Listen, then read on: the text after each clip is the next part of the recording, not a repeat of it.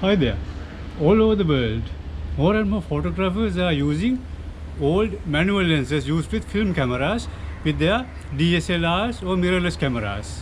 As a Canon user, I have a number of old Canon FD lenses which are extremely good lenses, still very much in demand, but how do they work out with a DSLR? To find out, I made a comparison between a Canon EF lens and two old Canon lenses, Canon FD 28mm and FD 50mm. Here are the two lenses, the FD 28mm on the left and the 50mm standard on the right with the blue photodiox adapter attached to it. For the sake of comparison, I also use this Canon EF 28 to 80mm stock lens, and here's the photodiox pro adapter attached to the camera. I'm not promoting brand names. Canon markets its own adapter. The problem with all these adapters is that glass element at the center. Now, is there anything we can do about it? Let's see.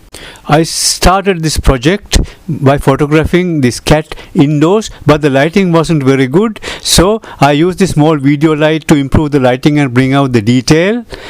These three photographs were taken with the Canon EF lens, and these were taken with the two FD lenses, and you can clearly see a difference, like a soft filter effect. And that soft filter effect is due to the loss of sharpness caused by the adapter. I continued the project by using these lenses to photograph different subjects under different atmospheric conditions. This was taken with the EF short zoom, while this was taken with the FD 50mm standard. These leaves were again taken with the EF and these with the FD 50mm. You can clearly see a difference in the sharpness. Scooter was taken first with the EF short zoom and then with the 50mm standard. You can see the difference. These wet weather traffic photos were taken just outside my gate. This one with the EF, this one also with the EF, and this with the FD 50mm. Again, you can see that marked soft filter effect. Now, again, these pictures were all taken with the FD 50mm, but with a different purpose. I'm looking for abstract shapes. Now, clearly, these lenses are not meant for general photography, but if you want to try something different, if you want to try a little experimentation, these are just exactly the right lenses for that. And look at the degree of background blur at f1.4. To buy an equivalent lens, autofocus lens, you will have to spend a fortune. So if you want to buy these old lenses, or if you have them, by all means, think of a different approach, because it gives me a lot of satisfaction to take these pictures. It's like using a soft filter.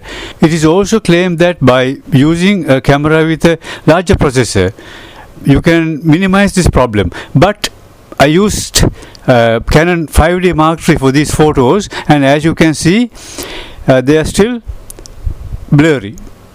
So that won't work.